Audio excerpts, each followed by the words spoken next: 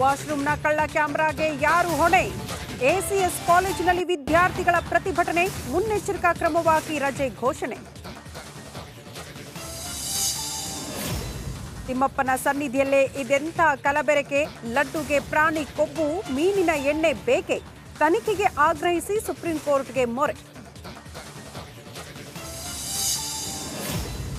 ಕಂಬಿ ಹಿಂದೆ ಹೋಗ್ತಾರ ಮುನಿರತ್ನ, ಯಶವಂತಪುರ ಠಾಣೆಗೆ ವರ್ಗಾವಣೆ ಆಯಿತು. ಅತ್ಯಾಚಾರದ ಪ್ರಕರಣ, 11 ಗಂಟೆಗೆ ನ್ಯಾಯಾಧೀಶರ ಎದುರು ಶಾಸಕ ಹಾಜರ್.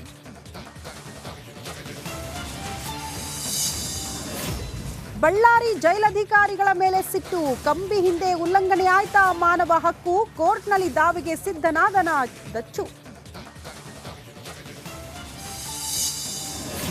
ನಾನು ಡಿಸಿಪಿ ಮಗ, ಸಿದ್ದರಾಮಯ್ಯ ಸಂಬಂಧಿ, ಯುವತಿಯರ ಜೊತೆ ಬಂದವನಿಂದ ಕಿರಿಕಿರಿ, ಅಪಾರ್ಟ್ಮೆಂಟ್ ಸೆಕ್ಯೂರಿಟಿಗೆ ಯುವಕನ ಥಳಿತ.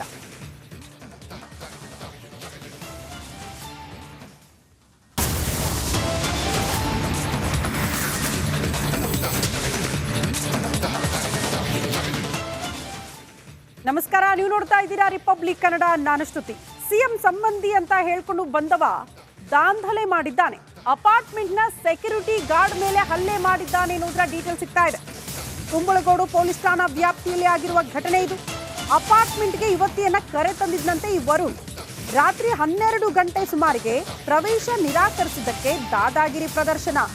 ನಾನು ಸಿಎಂ ಸಂಬಂಧಿ ಅಂತ ಹೇಳ್ಕೊಂಡು ದರ್ಪ ಮೆರೆದಿದ್ದಾನೆ. ಸ್ಥಳೀಯರಿಂದ ಹಲ್ಲೆ ನಡೆಸಿರುವ ವಿಡಿಯೋ ಕೂಡ ರೆಕಾರ್ಡ್ ಆಗಿದೆ ಅವರ ಮೊಬೈಲ್ನಲ್ಲಿ. ಯುವತಿ ಕರ್ಕೊಂಡು ರಾತ್ರಿ 12 ಗಂಟೆಗೆ ಅಪಾರ್ಟ್ಮೆಂಟ್ ಎಂಟ್ರಿಗೆ ಬಂದಿದ್ದ. ಇಲ್ಲ ಸರ್, ಇಷ್ಟೊತ್ತಿಗೆ ಬಿಡಲ್ಲ ಅಂತ ಸೆಕ್ಯೂರಿಟಿ ಗಾರ್ಡ್ ಹೇಳಿದ್ದಾರೆ. ನಾನ್ ಯಾರು ಗೊತ್ತಾ, ಸಿಎಂ ಸಂಬಂಧಿ, ಒಳಗಡೆ ಬಿಡಬೇಕು ಅಂತ ದರ್ಪ ಮೆರೆದಿದ್ದಾನೆ. ಅಲ್ಲದೆ ಸೆಕ್ಯೂರಿಟಿ ಮೇಲೆ ಹಲ್ಲೆಗೆ ಮುಂದಾಗಿದ್ದಾನೆ. ಆ ದೃಶ್ಯ ಸ್ಥಳೀಯರ ಮೊಬೈಲ್ ನಲ್ಲಿ ಸರಿಯಾಗಿ ನೋಡ್ತಾ ಇದೆ.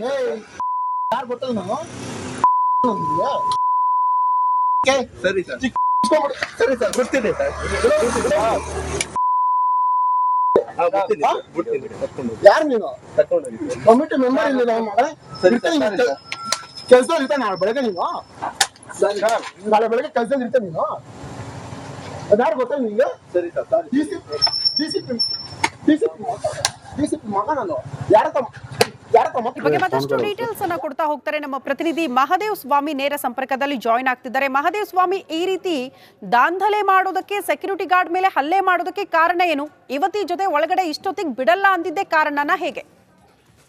ಪ್ರಮುಖವಾಗಿ ಅದೇ ಕಾರಣ ಅಂತ ಹೇಳಲಾಗ್ತಾ ಇದೆ. ಯಾಕಂದ್ರೆ ಈ ಘಟನೆ ನಡೆದಿರುವಂತದ್ದು ಕೆಂಗೇರಿ ಬಳಿ ಅಪಾರ್ಟ್ಮೆಂಟ್ ಒಂದರಲ್ಲಿ. ಯಾಕಂದ್ರೆ ಸಾಮಾನ್ಯವಾಗಿ ಅಪಾರ್ಟ್ಮೆಂಟ್ಗೆ ಪ್ರವೇಶ ಮಾಡುವಂತಹ ಸಂದರ್ಭದಲ್ಲಿ